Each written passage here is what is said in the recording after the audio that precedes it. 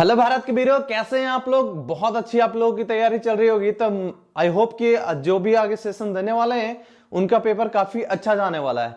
तो अभी जो 24 जनवरी का शिफ्ट 1 हुआ उसका हम लोग पेपर डिस्कशन करने वाले हैं अभी, जो कि मेमोरी बेस्ड क्वेश्चन है। जो हमारे स्टूडेंट्स पेपर देकर आए हैं उनसे मैंने ये क्वेश्चन पेपर लिया और उससे डिस्कशन करके मैंने ये देखा कि क्वेश्चन क्या क्या डिजाइन हुआ था और आगे जो सेशन देने वाले हैं उनके लिए क्या क्या क्वेश्चन फ्रेम हो सकता है। तो चलिए अब क्वेश्चन जो है आपके सामने डिस्प्ले हो रहा होगा, देख रहे हो क्वेश्चन। तो क्वेश्चन बनकर है, find the value of current I4 and I5। Option A 2/5, 8/5। Option B 8/5, 2/5। Option C 3/5, 6/5। Option D 1/5, 4/5। तो देखिए प्यारे बच्चों, ये आपके सामने बहुत इजी क्वेश्चन था, तो आप इसको बहुत इजीली सॉल्व कर सकते थे। तो देखिएगा ध्यान से कि दोनों रेजिस्टेंस को आप देख पा रहे होंगे, 2 ओम एंड 2 ओम किसमें कनेक्टेड है, पैरेलल में। 2 और 2 कितना हो जाता है, हाफ हो जाता है, इक्वल होते हैं। तो ये कितना हो गया 1, इधर 1 है और इधर कितना हो गया 3 ओम, इधर कितना हो गया 5 and 20 are connected in parallel. तो पैरेलल का बताएं आपको क्या करते हैं, R1 R2 अपन R1 प्लस R2। तो क्या कर देंगे आप, simple 20 into 5/20 plus 5 is 25। So it comes out to be 4 ohm. और ये देखिएगा उसके साथ सीरीज में आ जाएगा। और यहाँ पे ध्यान दीजिएगा कि जैसे आपको बैटरी बनाया उसके साथ एक इंटरनल रेजिस्टेंस दिया, आपको ये ऐड करना पड़ेगा। अगर ये आप नहीं ऐड करेंगे ना तो आपका आंसर गलत आ जाएगा। तो देखिएगा इधर 1, इधर +3, 4, 4 + 4 8, 8 + 1 9, 9 + 3 12।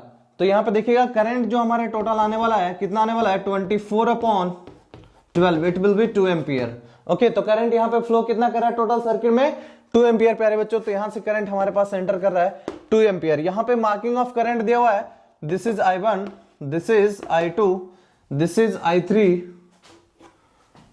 And this is I4 and this is I5। Okay, आपका ये करंट का मार्किंग दिया हुआ, तो आपसे पूछ रहा है I4 एंड I5 की वैल्यू कितना होगा। तो देखिएगा प्यारे बच्चों, यहां से करंट एंटर किया 2 एम्पियर, यहां पे करंट कितना हो जाएगा, इक्वल रेजिस्टेंस है तो इक्वल डिवीजन हो जाएगा 1 एम्पियर एंड 1 एम्पियर। ओके, अब यहां से देखिए ये 2 एम्पियर इधर से आ रहा है, 2 एम्पियर इधर से आ रहा है, सॉरी 1 एम्पियर इधर, 1 एम्पियर इधर। तो टोटल करंट कितना हो गया 2 ampere according to Kirchhoff's law.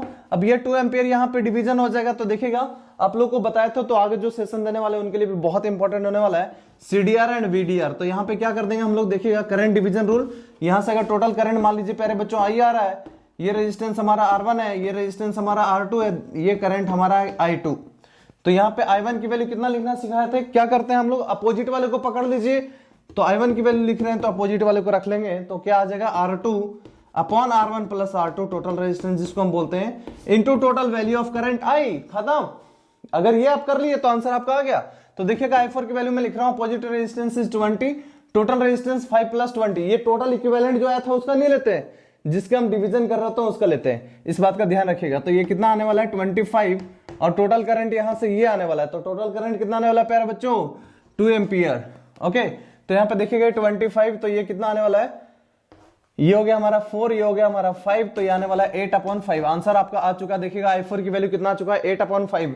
तो 8/5 देख रहे होंगे कि एक ही ऑप्शन में दिख रहा है आपको, वो किस में दिख रहा है, बी पार्ट में। तो ये आंसर आपका आ चुका है, लेकिन हम लोग फिर भी I5 कैलकुलेट करेंगे। तो I5 की वैल्यू देखिए कितना आ रहा है प्यारे बच्चों, इसका opposite resistance what it will B, it's 5, total resistance 25, total current is 2 ampere. तो ये कितना आने वाला है 5, तो 2/5। तो देख लेंगे ऑप्शन बी सेटिस्फाई कर रहा है। तो बहुत ही इजी क्वेश्चन आया था, इससे इजी क्वेश्चन तो आ ही नहीं सकता, एक्सपेक्ट नहीं कर सकते हैं, जो कि नीट के बच्चे भी इसको इजीली कर सकते हैं। तो जो भी सेशन नेक्स्ट देने वाला है उनको ये वीडियो देखना चाहिए और ये सब रूल्स को ध्यान में रखना चाहिए। अगर मान लीजिए इसमें अगर वोल्टेज डिवीजन रूल आपको अप्लाई करना आ जाता कि what is the voltage across 5 ohm and what is the voltage across 20 ओम, तो उसके अकॉर्डिंग आप फाइंड कर सकते थे। तो वोल्टेज डिवीजन रूल याद रखिएगा, मैं यहाँ पे देखिएगा लिख रहा हूं। अगर मान लीजिए रेजिस्टेंस R1 है, ये रेजिस्टेंस प्यारे बच्चों R2 है, और इसके क्रॉस अप्लाइड टोटल वोल्टेज जो है वो कितना प्यारे बच्चों V। टोटल अप्लाइड वोल्टेज क्या है V, इसके क्रॉस वोल्टेज V1, इसके क्रॉस वोल्टेज V2। तो यहां पे हम लोग वोल्टेज डिवीजन रूल क्या लिखते हैं प्यारे बच्चों, V1 की वैल्यू यहां पे वोल्टेज क्योंकि सीरीज में है ना, तो यहां पे वोल्टेज अलग अलग होगा। तो यहां पे वोल्टेज क्या लेते हैं, जिसके साथ निकाल रहे हैं उसी का रेजिस्टेंस लेते हैं। करंट में उल्टा चलता है और वोल्टेज में उसके साथ चलता है।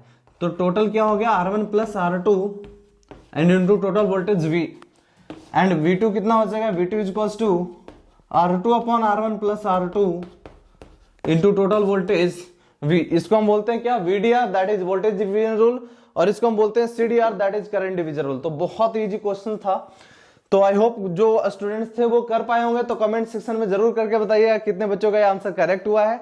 तो चलिए हम लोग मूव करते हैं नेक्स्ट क्वेश्चन पे। नेक्स्ट क्वेश्चन देखिएगा, डिस्प्ले हो रहा होगा आपको। Figure shows the current of the coil of radius R, capital R, find the ratio of magnetic field at the centre to that of axis at R is equals to R। तो देखिए प्यारे बच्चों, जबकि आपको revision करा रहे थे ना क्लास में, वहां पे मैंने बताया था कि ये क्वेश्चन आने की प्रोबेबिलिटी है, और क्वेश्चन देखिएगा आ चुका है। तो आपको क्या है कि रिंग, कोई भी रिंग करंट का रिंग सर्कुलर रिंग है, तो इसकी वजह से हम लोग एक्सिस पे जो मैग्नेटिक फील्ड लिखते हैं प्यारे बच्चों, मैग्नेटिक फील्ड इस पॉइंट पे क्या लिखते हैं हम लोग, देखिएगा ये सर्कुलर करंट का रिंग है जिसका रेडियस मान लीजिए a है। तो यहाँ पे आपको बताया था कि x डिस्टेंस पे हम लोग जो मैग्नेटिक फील्ड लिखते हैं, तो यहाँ पे कितना आता है मैग्नेटिक फील्ड की वैल्यू प्यारे बच्चों, magnetic field on the axis that will be is equals to mu naught I into a square. मैं यहाँ पे डेरिवेशन नहीं कर रहा हूँ, मैं आंसर निकालने के लिए आपको डायरेक्ट लिख रहा हूँ, और जो बच्चे इसका होंगे ना उसको डेरिवेशन उनको पता होगा। तो mu naught I a square upon x square plus a square raised to the power 3/2, और यहाँ पे इलेक्ट्रिक फील्ड से चेंज हो जाता है, तो यहाँ पे क्या आता है, ट्वाइस आता है यहाँ पे, इस बात का ध्यान रखिएगा। उसके बाद अगर मैं बात करूं सेंटर पे, तो सेंटर पे जैसे ही बात करूंगा तो सेंटर पे x की वैल्यू कितना होने वाला है, 0। सेंटर पे अगर मैं बात करूं b एट सेंटर, जैसे सेंटर पे बात करूंगा तो x की वैल्यू कितना हो जाएगा प्यारे बच्चों, एक्सिस का वैल्यू कितना हो जाएगा, 0। तो यहाँ पे सिंपल आ जाएगा mu naught i upon 2a। अब इस बात का ध्यान रखिए कि यहाँ पे a की जगह आपको यूज किया क्या, r, और इसका जो वैल्यू x की वैल्यू लेने बोल रहा है, x की वैल्यू ऑल्सो बोल रहा है आपको क्या ले लीजिए, r।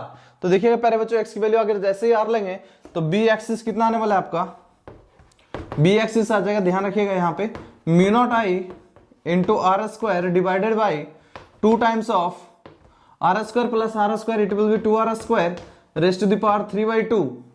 तो यहाँ पे देखिएगा क्या आने वाला है, mu naught I into R square divided by, ये 2 तो हमारे पास है ही, इसका पावर 3 और यहां से 1/2 मतलब रूट हो जाएगा। इसका मतलब कितना हो जाएगा प्यारे बच्चों, 2√2, और इसका कितना आ जाएगा हमारे प्यारे बच्चों, r³। तो ये कितना आने वाला है देखिएगा r। तो यहां से कितना आने वाला है हमारे पास, b एक्सिस की जो वैल्यू हमारे पास आने वाला है, b एक्सिस की वैल्यू हमारे पास आने वाला है mu naught i upon 4√r, sorry 4√2 into r।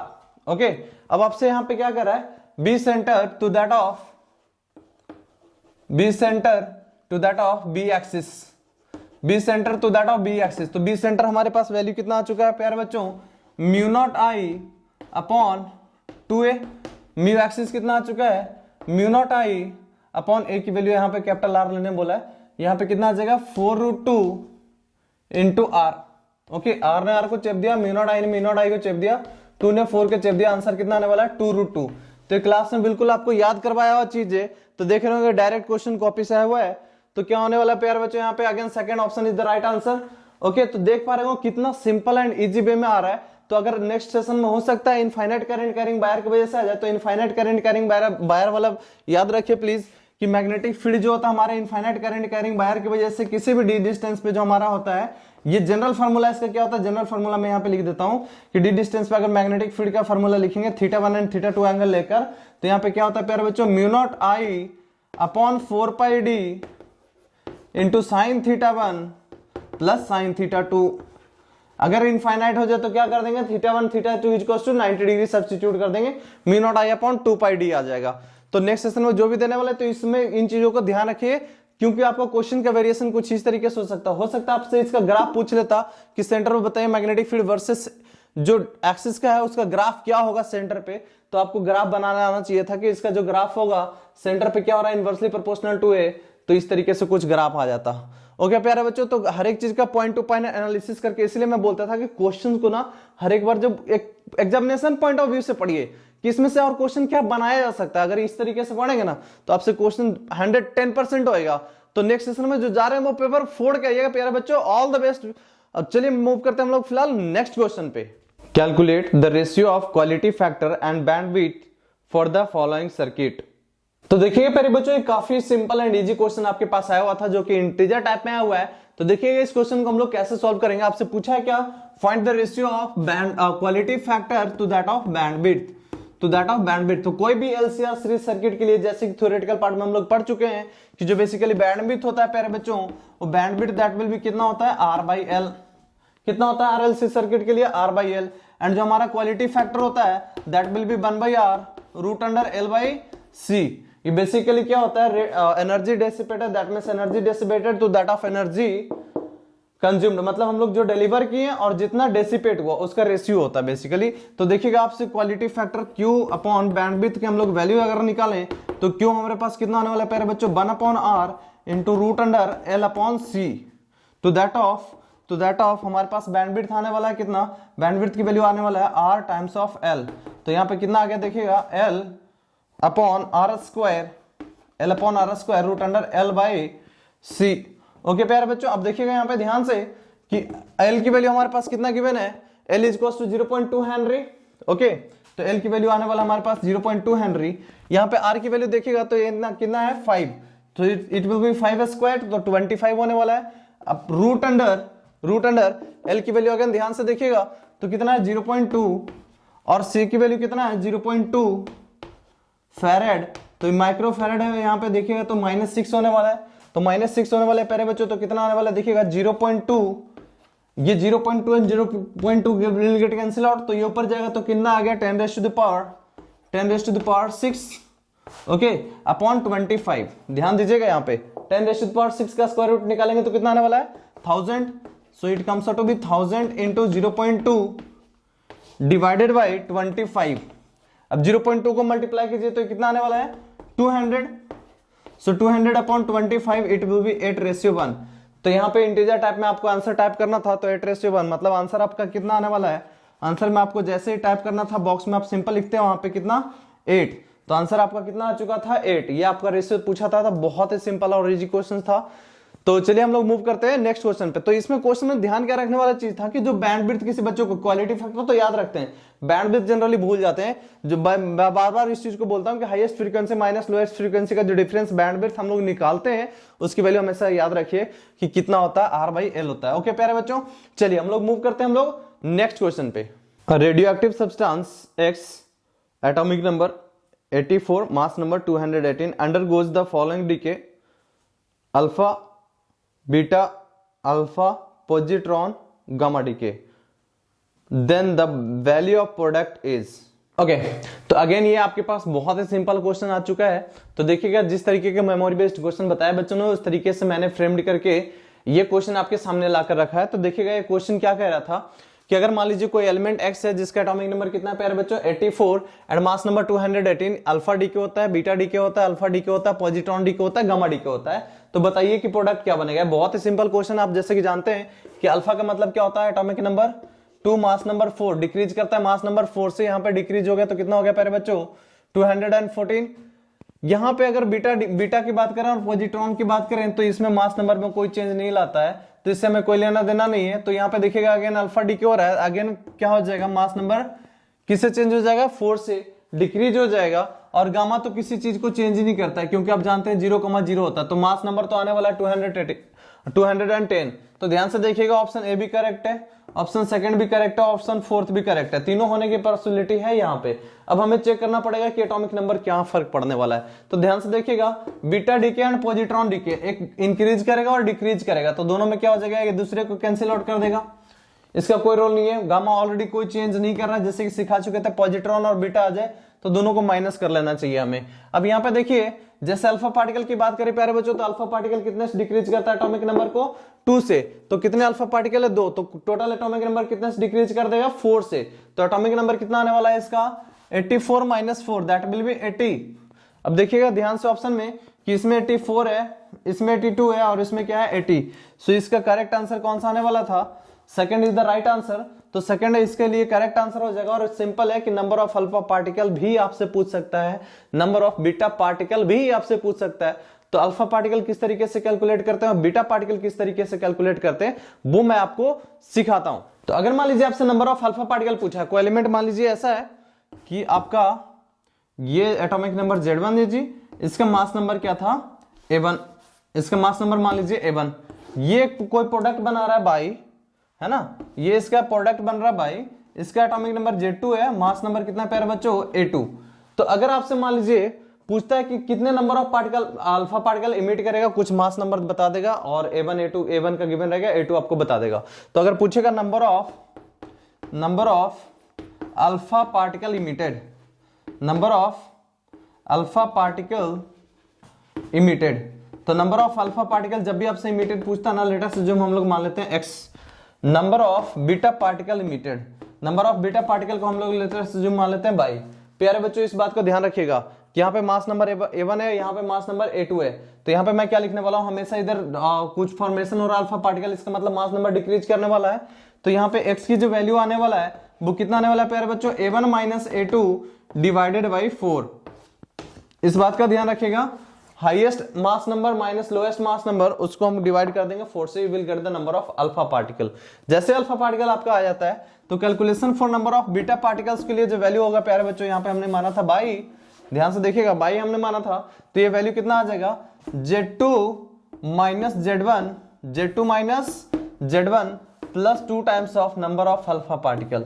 Number of alpha particle आपको नोन है, तो नंबर ऑफ बीटा पार्टिकल निकाल सकते हैं Z2 minus Z1 plus 2x, okay, number of alpha particles. Okay, तो ये फॉर्मूला याद रखिए, तो आपको number of alpha particle and beta particle calculate करने में बहुत ही हेल्पफुल होने वाला है। अगर नेक्स्ट सेशन में, अगर मान लीजिए नेक्स्ट किसी के पेपर में अगर क्वेश्चन आ जाता है तो ये आप काफी इजीली कर सकते हैं। तो चलिए हम लोग मूव करते हैं नेक्स्ट क्वेश्चन पे।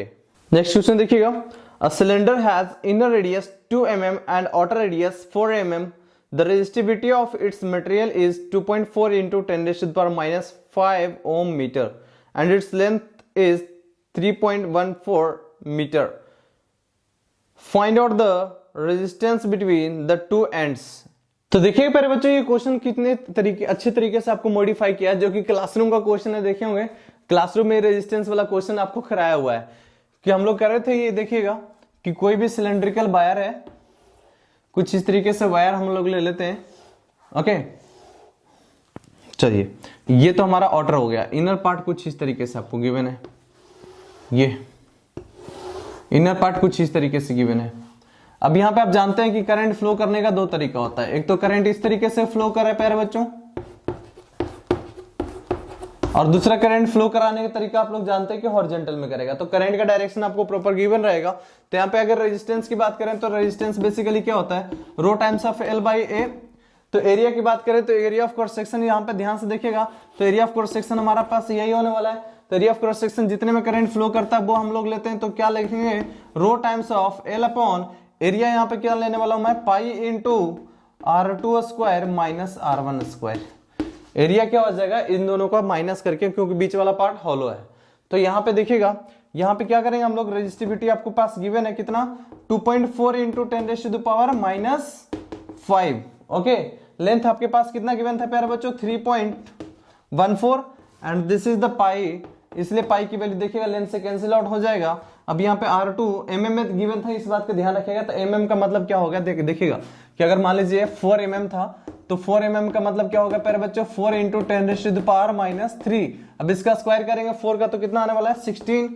ओके, और उस तरीके से 2 mm था तो 2 mm का कितना आने वाला है प्यारे बच्चों, देखिएगा 2 into 10 raise to the power minus 3। अब इसका स्क्वायर कीजिएगा तो कितना आने वाला है, 4 और माइनस 6, स्क्वायर कीजिएगा माइनस 3 का तो कितना आने वाला है, माइनस 6, और दोनों में कॉमन है तो मैं बाहर कॉमन ले लेता हूं। अब यहां से ध्यान से देखिएगा तो कितना आने वाला है, 2.4 और pi and this will get cancel out into 10 raise to the power minus 5 divided by 16 minus 4, it comes out to be 12 into 10 raise to the power minus 6। तो यहां से ध्यान से देखिएगा, इसको पॉइंट हटाएंगे तो नीचे 0 आने वाला है, ये दोनों कैंसिल होने वाला है, तो कितना आने वाला है, 24/12, it comes out to be 2। तो आपका जो करेक्ट आंसर आने वाला था 2 ओम, आपको ओम में भी पूछा था, तो आपका करेक्ट आंसर कितना आ जाएगा प्यारे बच्चों इस क्वेश्चन के लिए, 2 ohm is the correct one. Okay, तो ये देखिएगा कितना इजी वे में आपसे पूछता है। तो अगर मान लीजिए इसमें करंट का डायरेक्शन अगर चेंज कर देता तो आपको इंटीग्रेट करके निकालना पड़ता। तो आप जानते हो उस चीज को हम कैसे, स्मॉल क्रॉस सेक्शन लेकर टॉप व्यू लेकर क्वेश्चन आपको क्लासरूम में कराया हुआ। अगर मान लीजिए इसमें लेंथ बढ़ा देता तो आप लोग जानते हैं कि वेरिएशन ऑफ लेंथ के साथ जो होता है तो कितना होता है, R1/R2 का whole square, R1/R2 basically L1/L2 का होल स्क्वायर के बराबर होता है अगर वेरिएशन इन लेंथ में करे तो। यस और नो, लेंथ को चेंज कर दे रेजिस्टेंस में तो। और अगर रेडियस के फॉर्म में करता है प्यारे बच्चों तो R1 अपॉन R2 की जो वैल्यू हमारे पास आता है R1 यहाँ पे रेसिप्रोकल कर लेते हैं R2 raise to the power 4 upon R1 raise to the power 4। तो इस बात का ध्यान रखिएगा, रेडियस चेंज कर रहा है या फिर लेंथ कर रहा है तो उसके अकॉर्डिंग रेशियो पूछेगा, आप बता सकते हैं आंसर को। ओके, तो ये था आपके पास सिंपल क्वेश्चन का आंसर। और चलिए हम लोग मूव करते हैं नेक्स्ट क्वेश्चन पे। If the magnetic force on 10 centimetre portion of one wire is F1, now distance is halved and current gets doubled, then force on the same portion is XF1, find the value of X। तो देखिए प्यारे बच्चों, इस question को किस तरीके से मतलब ट्विस्ट किया क्वेश्चन में, देखिएगा समझिएगा इस बात को कि यहाँ पे ना दो करंट कैरिंग वायर ले लिया आपसे इस तरीके से, जो कि 10 मीटर पे सेपरेटेड है। ओके, यहाँ पे जो है आपको क्या कर रहा है कि करंट इस तरीके से फ्लो कर रहा है, इधर 10 एम्पियर का, इधर से भी करंट फ्लो कर रहा है कितना प्यारे बच्चों, 10 एम्पियर का। ओके, अब यहां पे क्या कह रहा है कि अगर दोनों वायर के बीच में डिस्टेंस हम लोग हाफ कर देते हैं, तो आपसे पूछ रहा है कि अगर हम लोग दोनों के बीच में डिस्टेंस हाफ करते हैं, करंट को क्या करते हैं, डबल कर देते हैं, तो बताइए कि जो रेशियो जो होगा फोर्स F1 के फॉर्म में F2 कितना चेंज होगा। बेसिकली की वेरिएशन पूछ रहा है आपका, F2 कितना टाइम्स इंक्रीज हो जाएगा या फिर डिक्रीज हो जाएगा। तो देखिएगा, सॉरी ये डिस्टेंस आपका सेंटीमीटर में गिवन है। तो देखिएगा प्यारे बच्चों, हम लोग जानते हैं कि दो पैरेलल करंट कैरिंग वायर अगर है, हम लोग जानते हैं ये चीज कि दो parallel straight current carrying wire है separated by the distance d, इसके वजह से मैग्नेटिक फील्ड हम लोग लिखते हैं, ये बेसिकली लॉन्ग बोला है तो लॉन्ग का मतलब इनफाइनाइट, इनफाइनाइट का मतलब ये है, तो ये तो इनफाइनाइट की वजह से यहाँ पे मैग्नेटिक फील्ड जो बेसिकली इसकी वजह से होगा वो किधर की ओर होगा, अंदर की ओर, और इसकी वजह से मैग्नेटिक फील्ड इस पे किधर होगा प्यारे बच्चों, बाहर की ओर। तो इसके बीच वाले पॉइंट पे हम लोग अगर देखते हैं तो मैग्नेटिक फोर्स किस तरीके से लिख सकते हैं, I into L times of B, ILB, I1 अगर एक की वजह से लिख रहे हैं तो मैग्नेटिक फील्ड सेकंड की वजह से लिखेंगे, तो basically F is equals to क्या हो जाएगा, देखिएगा I times of L times of B, B का मतलब क्या हो जाएगा, इनफाइनाइट करंट कैरिंग वायर, जैसे कि स्टार्टिंग में बताया फर्स्ट क्वेश्चन में जब मैग्नेटिक्स का कर रहे थे हम लोग कि इनफाइनाइट की वजह से आ सकता है, तो इनफाइनाइट की वजह से कितना होता है, sin θ1 sin θ2 θ1 θ2 वैल्यू 90 डिग्री, तो कितना होता है mu not I upon 2 pi d, तो कितना हो जाएगा प्यारे बच्चों, mu not I upon 2 pi times of d। अब ध्यान से देखिएगा यहाँ पे कितना हो जाएगा, mu naught I square, mu naught I square L upon 2 pi by D. ध्यान से देखिएगा कि L और D सेम नहीं है, L जो होता है length of the wire, D जो होता है distance between the two wires होता है। तो यहां से ध्यान से देखिएगा कि जो फोर्स है प्यारे बच्चों, फोर्स किस बात पे डिपेंड कर रहा है, I का स्क्वायर का डिस्टेंस पे कैसे डिपेंड कर रहा है, इनवर्सली प्रोपोर्शनल का, इसका ग्राफ भी आपको सिखा चुका हूं। तो देखिएगा कि अगर मैं बात करूं कि F जो है बेसिकली डिपेंड्स करता है I square to that of inversely proportional to D। अब इसका अगर आप रेशियो करेंगे तो क्या लिखेंगे, F1 upon F2 is equals to I1 upon I2 का होल स्क्वायर इनटू इसका रेसिप्रोकल मतलब क्या कर देंगे, D2 अपॉन D1। अब ध्यान से देखिएगा अकॉर्डिंग टू क्वेश्चन जो आपसे बोला है कि जो डिस्टेंस D2 हो जाएगा D1 का हाफ हो जाता है, एंड जो करंट I2 है प्यारे बच्चों वो क्या हो जाता है, ट्वाइस ऑफ I1 हो जाता है। तो अब यहाँ पे रखिएगा तो कितना आने वाला है, I1 की वैल्यू हम लोग I1 रखते हैं और I2 की वैल्यू कितना आने वाला है प्यारे बच्चों, 2 टाइम्स ऑफ I1 का होल स्क्वायर। ओके, अब यहां पे देखिएगा D2 की वैल्यू कितना होने वाला बच्चों, D1 upon 2, okay D1 upon 2, और ये आने वाला है D1। So this I1 and I1 gate cancel out, D1 will get cancel out, तो 1/2 का स्क्वायर कितना हो जाएगा, 1/4, 4 इंटू 2 8। तो देखिएगा कितना आने वाला हमारे पास, F1 अपॉन F2 की वैल्यू जो आने वाला है 1/8। ओके, तो यहां से ध्यान से देखिएगा कि F2 की वैल्यू कितना आने वाला है, क्रॉस मल्टीप्लाई कर दीजिएगा तो 8 टाइम्स ऑफ F1। इसका मतलब यहां पे आपको किस फॉर्म में लिखा हुआ था, x टाइम्स ऑफ F1, तो x की वैल्यू देखिएगा कंपेयर करके तो कितना आने वाला है 8, तो x की वैल्यू आपका आंसर कितना आ जाएगा 8। So this is the right answer for this question. चलिए हम लोग मूव करते हैं नेक्स्ट क्वेश्चन पे। A particle is projected vertically upward to height of 136 metre, what will be the maximum range for the particle projected with the same speed is, option 1 300 metre, option 2 290 metre, option 3 280 metre, option 4 272 metre. तो प्यारे बच्चों यहाँ पे बहुत ही simple concept है, जैसे कि बहुत सारे बच्चे जानते होंगे कि जो मैक्सिमम रेंज होता है, maximum range is twice of the maximum height होता है। तो देखिएगा अगर कोई ऑब्जेक्ट है या कोई भी पार्टिकल इस तरीके से फेंकते हैं तो हमारा जो हाइट मैक्सिमम होता है, एच मैक्स कितना लिखते हैं प्यारे बच्चों, v square upon 2g, v square upon 2g।